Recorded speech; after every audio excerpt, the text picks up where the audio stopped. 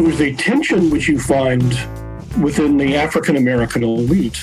On the one hand, you want to be integrated.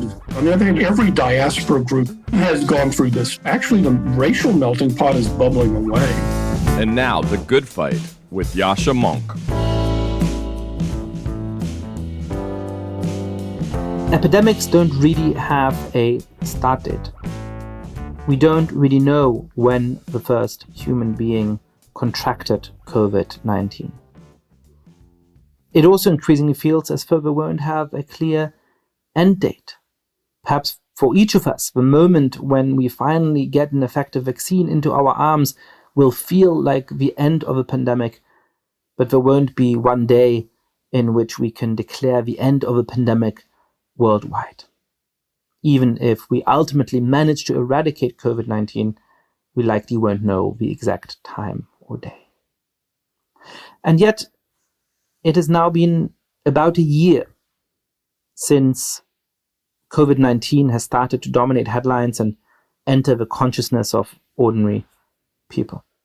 In that year, I have argued our economic system, which is a mixture between capitalism and a strong welfare state, has actually proven to be remarkably effective. There has obviously been a lot of suffering, a lot of unemployment, and so on.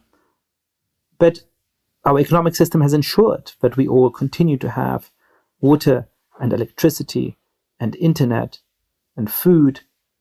And the welfare state has done, in most countries, a very good job at ensuring that people who lost their job were still able to pay rent and get food. In fact, the poverty rate in the United States has gone down over the course of the last 12 months. As we are approaching the one-year anniversary of COVID consciousness, as it were, I've also been thinking about the flip side, though, about the failure of our political institutions, of our societies. It's about a year now since every writer was saying that we need to create a system to test, trace, and isolate. A system to find who has COVID-19, to track with whom they were in contact, and to put them in isolation from others. And a few countries have managed to build something like that. But most countries haven't. We still don't have that practically anywhere in North America or Western Europe. By the standards of a year ago, we just gave up. Now, I could go through a more detailed list of all of the failings of various institutions over the last 12 months. The Trump administration would top the list, but there are many other players, from the World Health Organization, which downplayed the pandemic at the beginning, to the CDC, which created a faulty test for COVID in the early days, to public health experts who gave deeply misguided guidance about masks, to the European Union, which penny-pinched so that Europe is now far behind other countries in being able to give life-saving vaccines to its citizens. There is a lot of failure and a lot of blame to go around. But at the deepest level, this is a question of lacking collective purpose, lacking urgency, an inability to confront societal challenges. I don't yet have answers as to what caused that. I certainly don't yet have answers as to what remedied that. But I think this is the deepest and the most serious, the most alarming social and political lesson we should take from this year. It is something that I will continue to chew on, not just for the next year, but for many years. And I hope that you too will take some time to confront this shocking insight.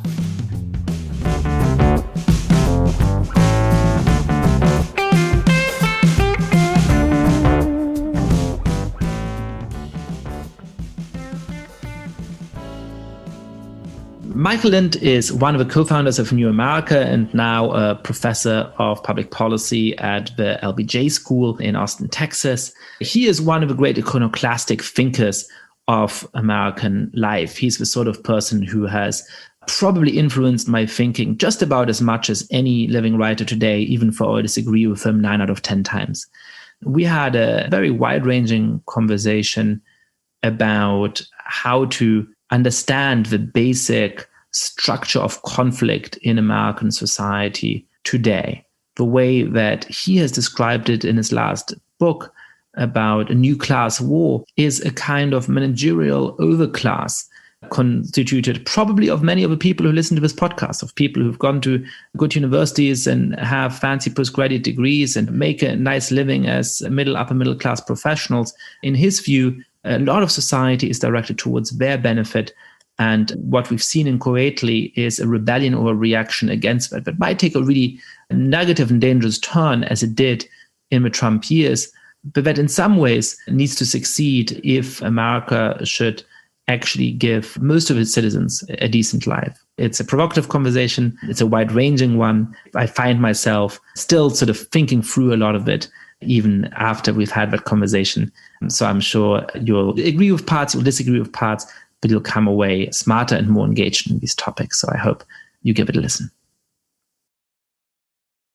Michael Lind, welcome to the podcast. Thank you for having me. So we've been talking to each other for a long time. We're at New America together, which you co-founded. And so I've been influenced by your thinking for a little while, but I've actually been going back to some of your writing from before I knew you, which is very interesting as well. And I want to start with one of the things that you said a while ago that I think is very interesting, which is that we tend to think about America in terms of sort of white and non-white. And that tendency is only increased, right? Where people think of America as a white supremacist society in its essence, where they really think that that is the main division between white people and what's called people of color. You argued in the 1990s that actually that's a wrong way of thinking about America, that the deeper historical division is between black and non-black, which might sound like a different way of phrasing it, but it really changes where we think Latinos, for example, fit in. What do you mean by that, and how do you think that remains relevant or perhaps has proven to be right or wrong in the last couple of decades? Well, in my book, The Next American Nation in 95, and also in an article I did for the New York Times Magazine called The Beige and the Black, I indeed made the argument that the basic distinction is between black and non-black, not between whites and non-whites or people of color.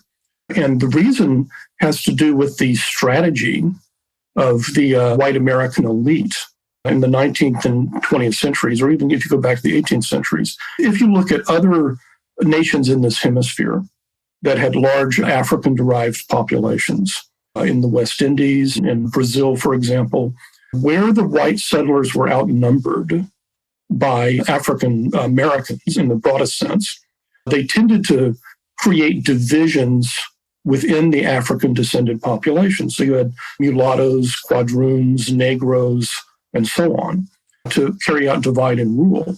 The United States was unusual because you had a white majority nationwide from the very beginning. And so that allowed the Southern planter class to unite whites against blacks.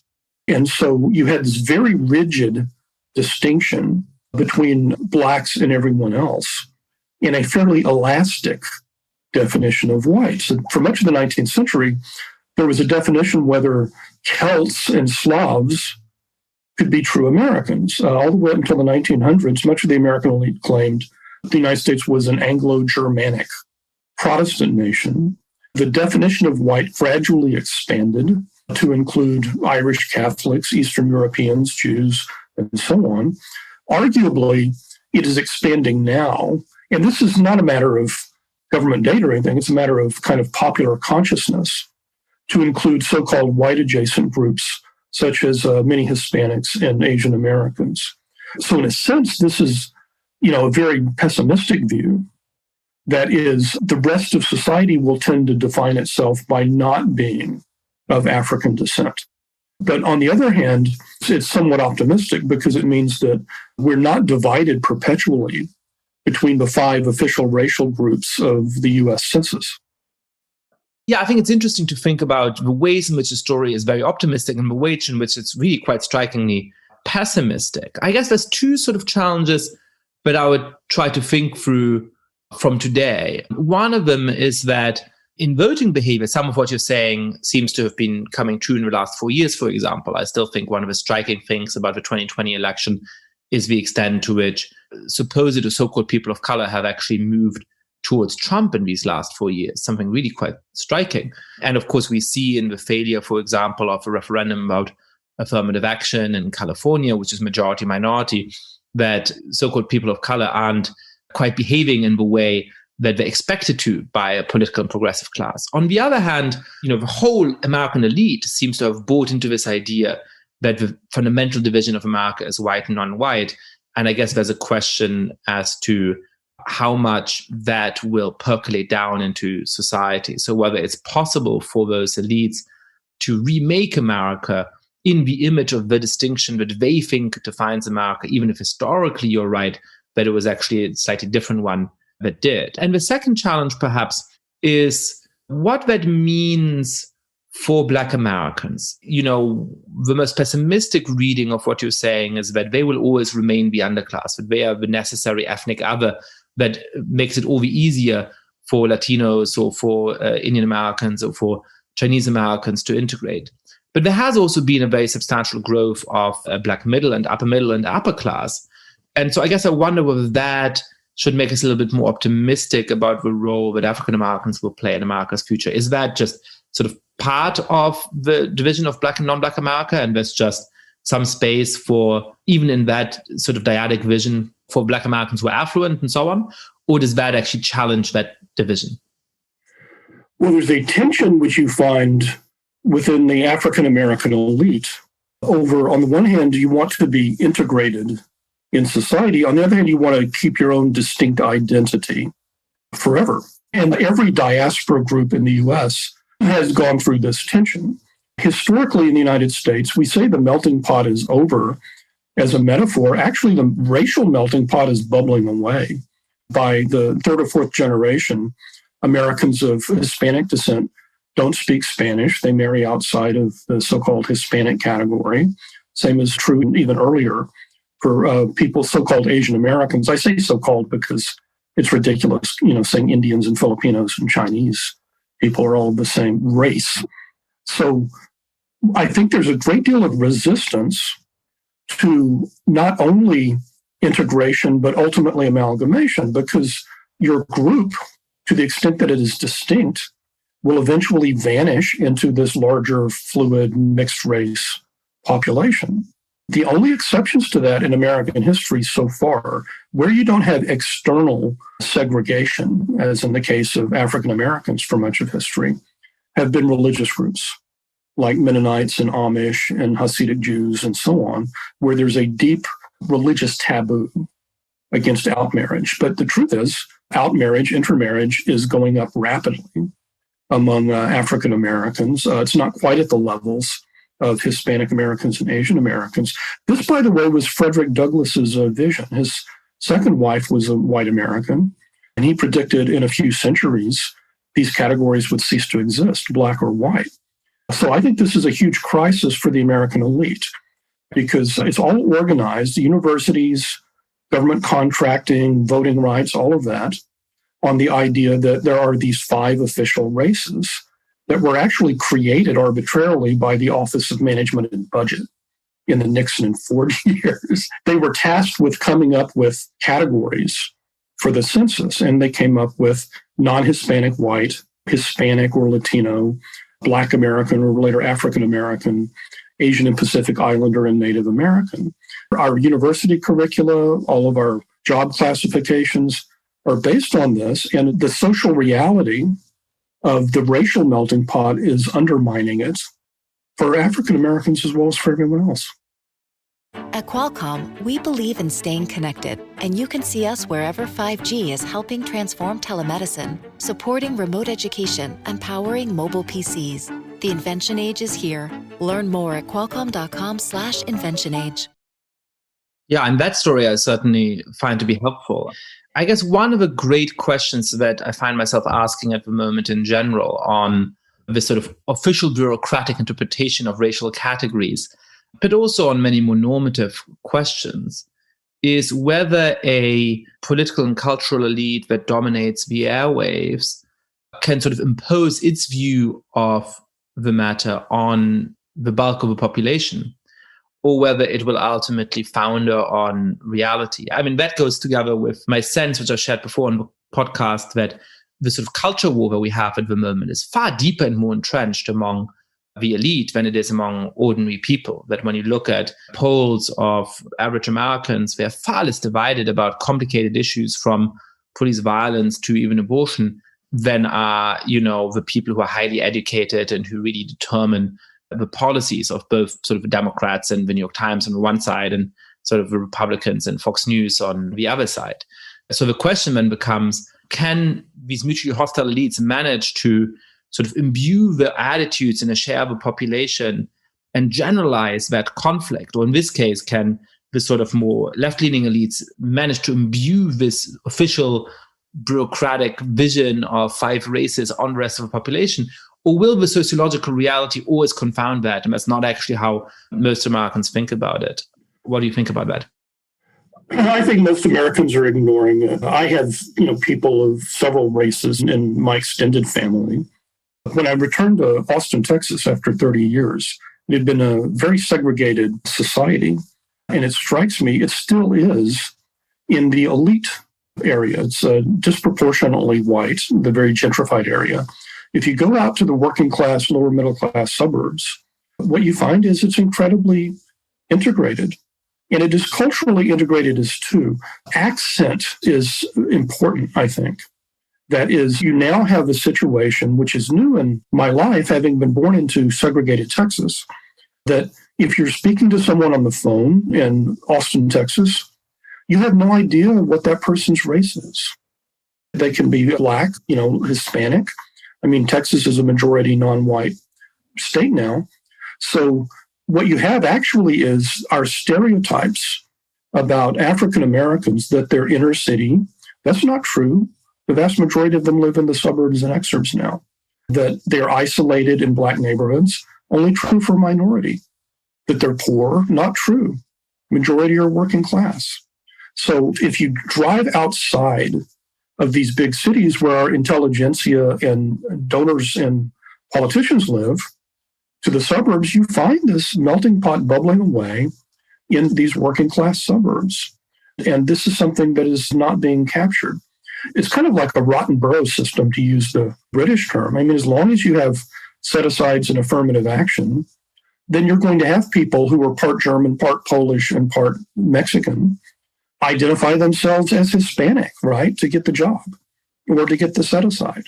So I think, there's an economic incentive, ironically, for members of the elite. So far, we have not actually had a president or a vice president who is a descendant of American slaves. We went along with the fiction that Barack Obama is a Black American rather than a mixed race person of white descent. Evidently, he has some slave ancestors, so maybe I should qualify that. But he's also the descendant of slave owners. Kamala Harris is of West Indian and South Asian descent, right? So you find, and I don't want to get into many more categories, but, people come to mind. There are people who are impersonating the favored or protected groups under affirmative action. And at some point, I think if you look at the history of other countries in this hemisphere that are multiracial, like Mexico and Brazil, at some point it just breaks down. For example, in the early 19th century, Mexico had the casta system. They had all of these elaborate castes, half white, half Indian, half white, half Black. And eventually there was so much intermarriage, it just collapsed. So I'm optimistic in that sense. So that, I think, starts to set us up for the thesis of your last book, which has been discussed very broadly, the New Class War. So when I look at the rise of populism over the last 4 or 5 years, I think I see it in rather different terms from how you would explain the appeal. And you're not a defender of it, you're not an advocate of it at all, but how you would explain the appeal of people like Donald Trump and other populists around the world. So how do you think we should make sense of this populist moment, which will sadly stay with us even after Donald Trump has left the White House? Well, I think you should immediately push from your mind any early 20th century parallels. To my mind, and this has guided me in making fairly accurate predictions, Latin America is a much better parallel. than interwar Europe and Italy and Germany. And a friend of mine who was a Latin American scholar back when Fujimori, the Japanese president of Peru. I'm not sure I've shared this before on this podcast, but my favorite fact about Fujimori is that he, as he's saying, was Japanese Peruvian. And there's some significant Japanese and Chinese ethnic minorities in Peru, but the country and his own supporters were sufficiently non-plugged in, let's say, that they actually would call him El Chino, or the Chinese, and he played along with it. So he would have these campaign appearances in which he would wear sort of traditional Chinese hats, and they would play him in with a kind of like traditional-ish Chinese music, but you might hear like a minor league baseball game if you have, an Asian American player coming out. Well, from an American point of view, he was an Asian and Pacific Islander, so that was perfectly legitimate. But my point of the story was this scholar told me he was on a train with a lot of poor Indians in Peru. And, the entire American elite was in favor of, you have to remind me again, the novelist, Mario Vargas Llosa, right, was his rival. His opponent in 1989 or 1990. Yeah, very wealthy, European descent family. And so the Indians told my friend, they're for Fujimori. And of course, my friend was shocked. Why would you be for Fujimori, the quasi-dictatorial, plebiscitary Caesarist figure? Because he's for the little ones, right? He's for the little people. And this is why from the beginning, and I've been accused of downplaying Trump's bigotry and racism and so on, but I've done so in order to emphasize the fact that I see him and the demagogues in America's future, if we do not make important changes, as being more like, Juan Perón or Fujimori or people like that, who have a kind of cross-racial, class-based appeal. And comparing them to Nazi, National Socialism, I think this is, you might as well compare it to Byzantine Caesaro-papism. It's a completely misleading analogy. And it's a bad analogy, and it won't prepare us for these figures, which are destructive, damaging figures. So let me put the question this way. Clearly, Donald Trump has racist rhetoric, and clearly he has, again and again, leaned into support from the sort of ethno-nationalist far right. Do you think that's a strategic mistake? Do you think that he would have been more successful and would have been more likely to win re-election if he had softened those kinds of appeals? Well, you have to look at the whole record. And again, I'm not defending Trump. He's the first president who committed the United States to a global ban against laws against homosexuality, right? I mean, he's always been pro-gay, in terms of gay rights. Trans rights is controversial, but that's a question other than, like decriminalizing gay and lesbian behavior. He had a big following among working class Black Americans, that he lost. So what happened was he had the choice when he was elected, and there actually was a goodwill period of a few weeks where Chuck Schumer was saying, well, we can work with him on infrastructure, things like that. He could have gone for the Ross Perot voters, with a lot of, infrastructure, bringing back manufacturing, things like that, without this racial, cultural baggage. Instead, he went the Buchanan route. So he ended up being like Patrick Buchanan, which was just pure culture war. It was really a Southern politics rather than a Midwestern politics. He was elected because he appealed to these fairly socially moderate Midwestern working class Democrats, white working class Democrats in the industrial states. He governed as a Karl Rove type Southern culture warrior, mobilizing white resentment against non-whites. So again, unless we have adequate reforms to break this doom loop between the establishment and demagogues, we will have a populist demagogue, possibly a mixed race or non-white populist demagogue, who does have much more appeal. Yeah, this has struck me as the most plausible hypothesis for a very long time. The populist I live in fear of in the United States is a right-wing populist who softens Trump's racism, who softens the most extreme forms of culture war, who probably moves a little bit to the left on the economy, and who happens to be Latino or Black, and who therefore would be much harder to accuse of being racist, who can stoke some of that resentment, but in a much more mellifluous way.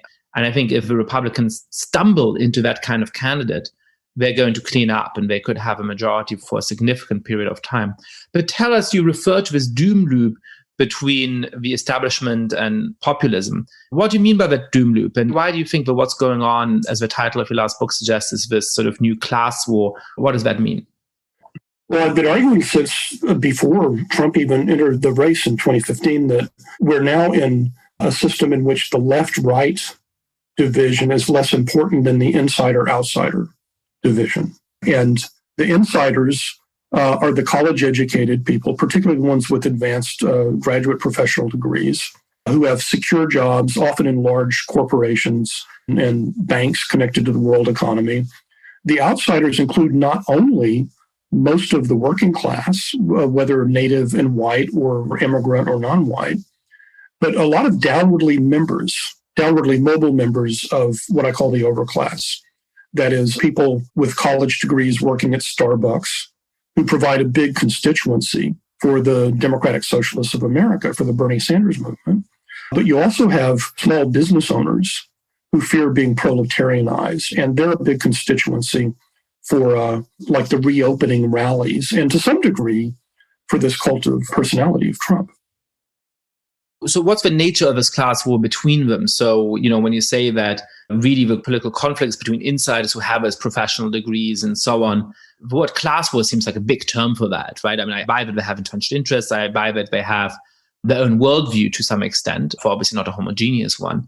Why call it a class war? Tell us a little bit more about that. Well, it affects both wages and benefits.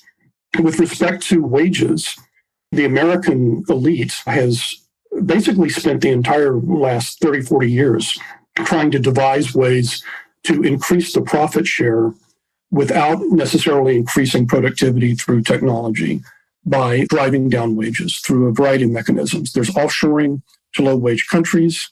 Immigration doesn't affect most middle-class and upper-class people, but it has indeed replaced native workers in a lot of areas like construction and in meat packing and so on. You have the reclassification of full-time workers as contract workers who have fewer rights and fewer benefits. And then on the benefits side, as the late Gore Vidal said, America has socialism for the rich and capitalism for the poor. If you're a college-educated upper-middle-class person, and you and I belong to what I call the overclass, we generally work for organizations that have very generous health insurance, family benefits, things like that. If you're a high school educated wage earner, particularly if you're a gig worker, you're not a full-time employee, the unions have been crushed by the Republicans, but also with the indifference of the Democrats who now represent Silicon Valley and Wall Street as their base. There are fewer private sector union members in the U.S. now than there were under Herbert Hoover, a little more than 6%. So I think there's an enormous and growing gap between the experience of work and of benefits and wages of the high school educated majority of all races and the elite. So what's the solution to that? As I see it, you see two distinct dangers, right? You see one danger as sort of a perpetuation of status quo, which is basically that the sort of professional upper middle class continues to run the country in their benefit with very bad results. I see the second danger, as you portray it, is a victory by a kind of Trumpist populism and the degradations that would bring. What's the third alternative, the way out of this, which allows us to break the doom loop between the establishment and the populists? Well, the most likely scenario, unfortunately, is that the present system continues and the elite, we simply become kind of an oligarchical country, and like many Latin American republics, and now and then some television celebrity or plutocrat, may win, reward a few cronies, have a little cult of personality, have some patronage goodies dispensed to the followers, but then get kicked out again by the oligarchy. And there can be good reforms by the elite. They can extend health insurance more. They can have family leave, things like that. But if you look at the Democratic Party's proposals, they're all about extending money without extending power. So what I mean by that? Well, the way to extend power is actually to bring back organized labor and collective bargaining. And right now, the neoliberal Democrats, their idea is, well, that's too hard. We're just going to give everybody, like a $1,000 tax credit, right? And maybe they'll be happy. And so one of the points I make in my book, The New Class War, is people are not purely economic animals.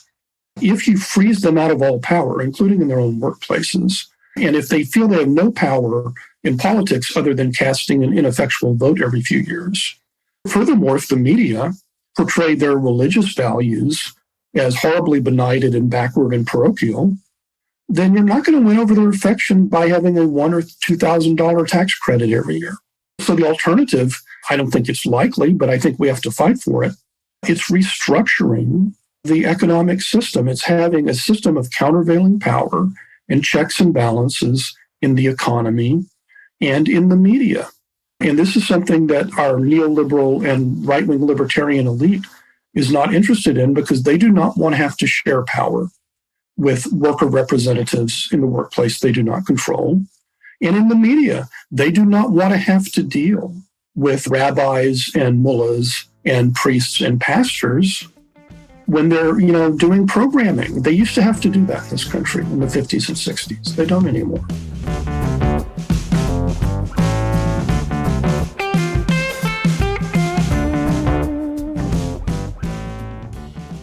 It's really interesting. You were quoting the Vidal line earlier about socialism for the rich and capitalism for the poor. I mean, obviously, the American college experience is incredibly socialist in terms of, you're having to pay your way in, buy a very expensive package, and then, you get, delicious food and useless gyms and all of those things on demand. Once you're in, sort of all of these riches await you. And, so everybody goes into huge debt in order to live in a resort for 4 years. So that's one element of it. I think what's interesting is that even when we talk about unions, you seem to now be having socialism for the rich and capitalism for the poor, which say that even as union membership is at an all-time low and is eroding for a huge portion of the working class, where are unions being founded? At Vox Media, at New York Media, at Google, right? So it is precisely the sort of upper middle class people who are doing pretty well, who are unionizing and who do particularly, what the people at Google really want is not a higher salary. And I'm sure they'll negotiate for that, and that's perfectly appropriate. Google makes a lot of money. If its employees can negotiate for more money, I have no problem with that. But they do actually also really want that co-determination. What they really want is to be able to get people fired who say things they don't like. And that's been true, I think, to a shocking extent of unions within journalistic media as well. It's a strange development. But let me push back a little bit anyway. I was talking to Douglas Alexander, a really interesting British Labour politician who we should get on the podcast, by the way. So look out for him in a future episode. And he was telling me about campaigning in his old seat up in Scotland in a very working class town. I think it used to be a mining community at the last election. And he said that what the Labour Party tried to offer them is a trip to the sort of old mining museum in the next town along, and a kind of form of working class nostalgia.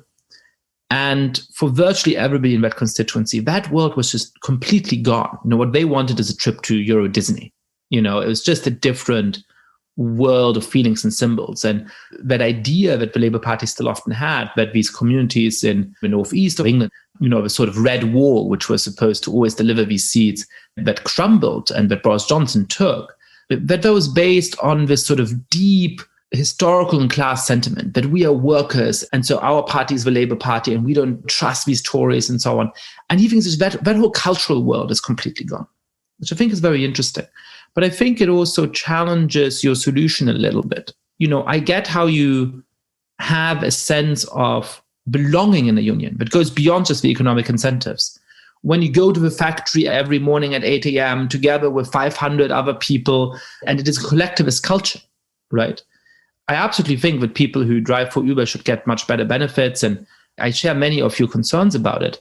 I'm also struck by the extent to which, when you chat with drivers, they really do quite seem to like the job, and they do seem to like the flexibility of it. They seem to like precisely the lack of collectivity.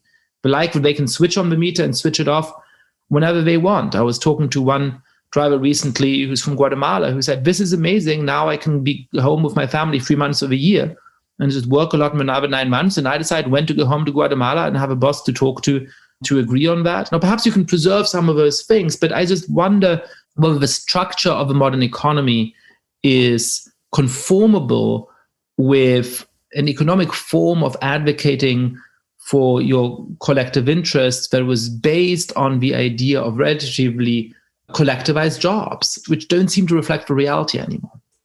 Well, I think you've, with all due respect, bought into the neoliberal trap that you have the choice between like lunch bucket factory worker jobs in 1950, which are gone forever because of technology, even without outsourcing, and essentially no regulation and no worker empowerment.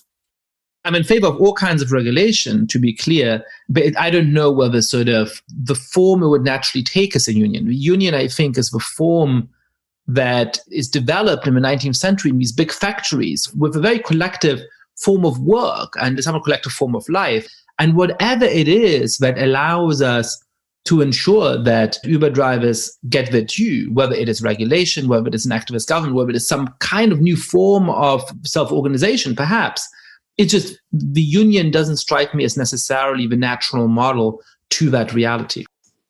Let me just set forth my own personal views on this. Enterprise-based bargaining, the American system from the 1930s onwards, was doomed from the beginning. That means that you organize every company one by one, or you have plant-based, site-based collectivization, collective bargaining. That's gone. It could never succeed. The only countries in Europe that have functioning collective bargaining have one of three systems. One is sectoral bargaining. Representatives of all of the workers in a sector negotiate with federations of all of the employers in a sector brokered by the government. And then for the next couple of years, they set minimum standards, which, you can vary. So that's the most common type. The other two are co-determination, as in Germany, where you have members of the board of the company represent workers as well as investors. And the third method, which is the most relevant for a lot of these jobs like gig workers, are wage boards. And the wage board was invented about 1900 and was adapted by all the English-speaking countries, including states in the United States. The way this works is Winston Churchill, as a young liberal, was a great champion of wage boards. The argument is that what used to be called sweated trades, that is decentralized work, where you're not in a factory. In those days, it was piecework sewing by women at home. The normal strikes and sit-downs and all that doesn't work.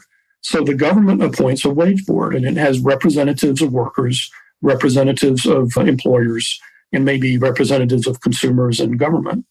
So those are the three models. Andrew Cuomo, to his credit, rather than try to push a higher minimum wage through the Albany legislature in New York, revived this old New York wage board statute for fast food workers.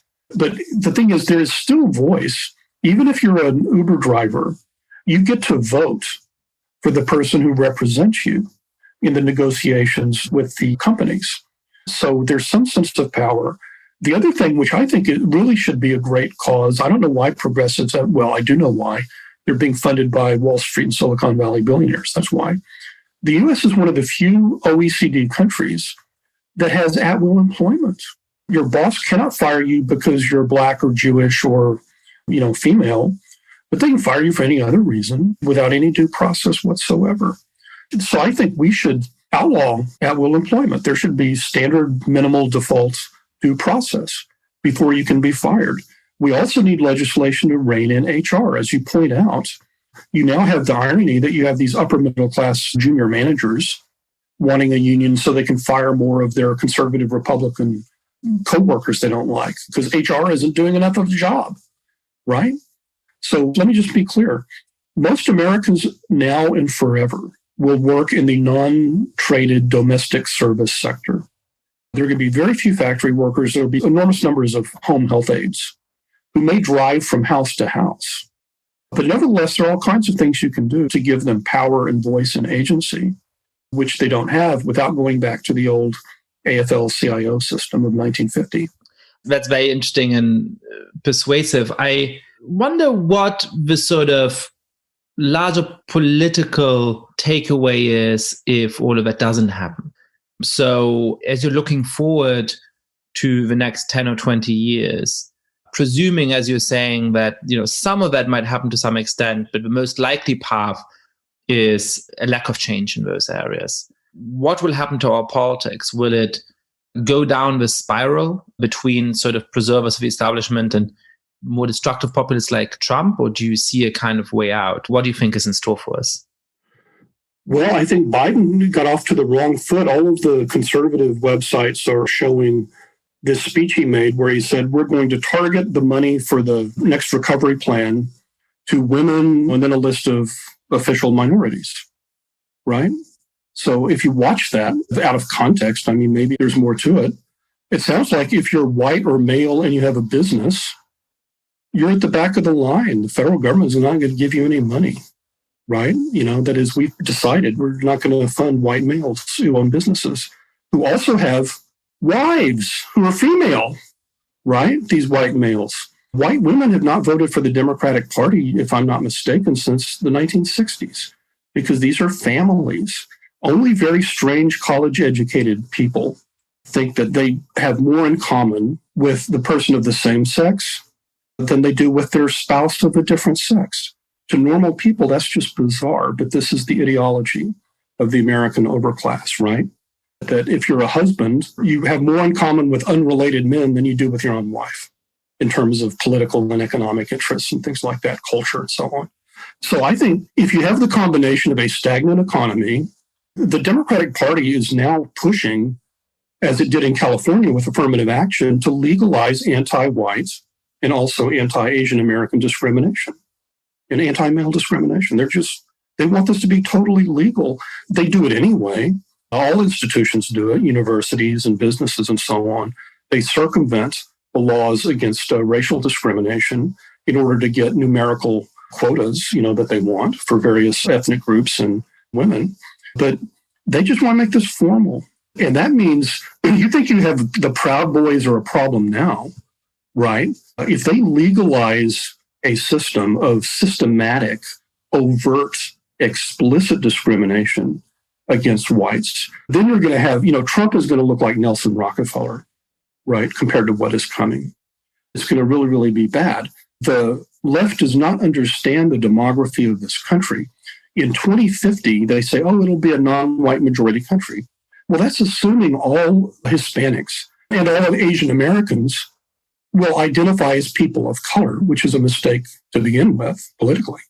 But it's also, they don't know the numbers. You'll have like 49% will be white in 2050. That's almost half. If you look at the white working class alone, defined by high school education, the white working class alone in the year 2050 will be bigger than Hispanics and African Americans combined in 2050.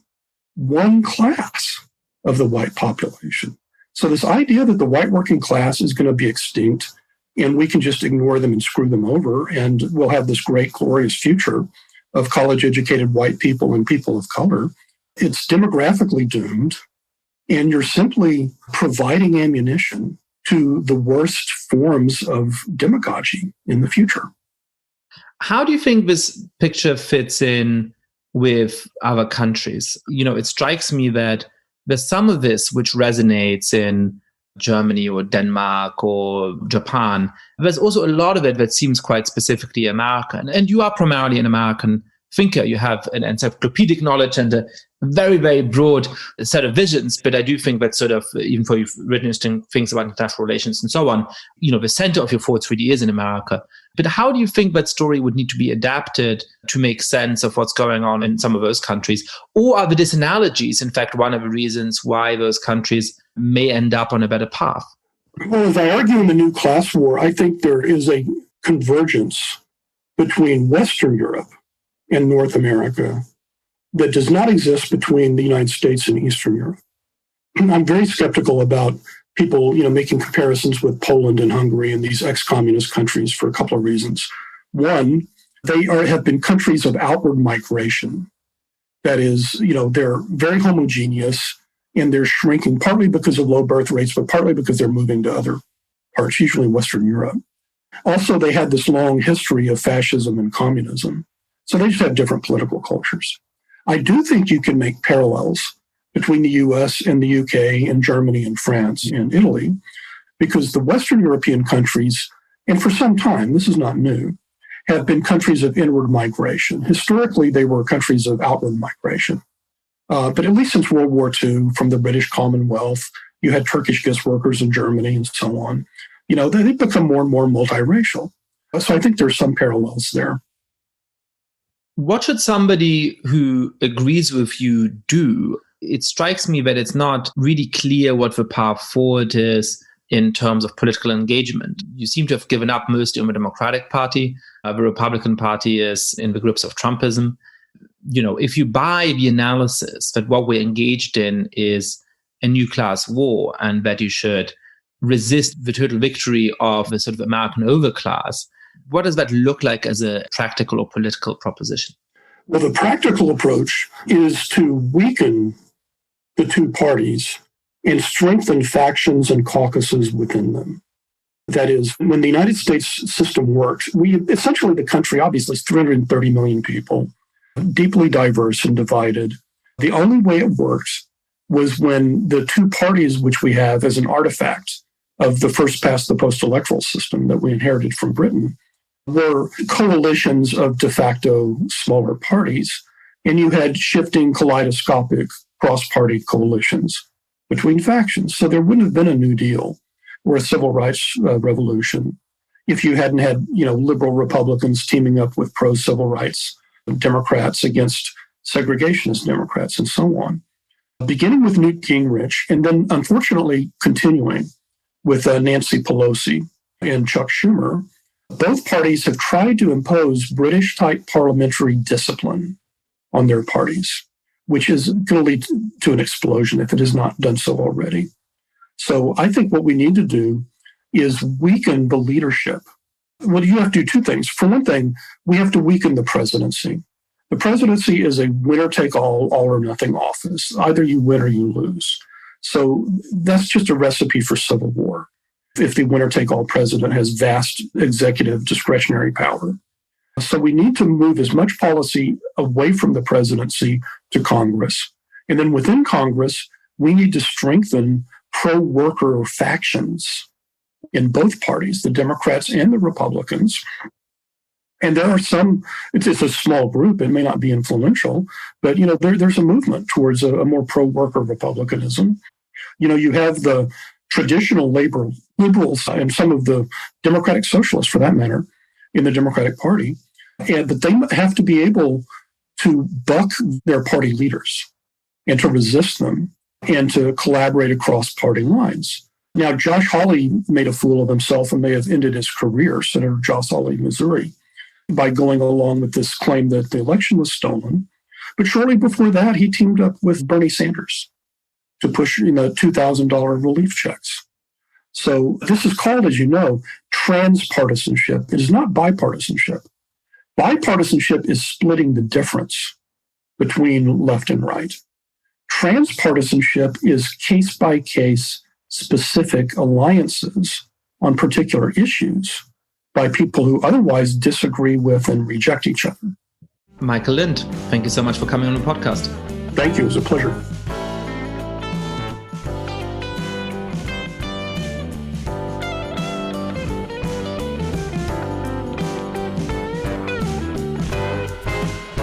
Thank you so much for listening to The Good Fight. Lots of listeners have been spreading the word about the show.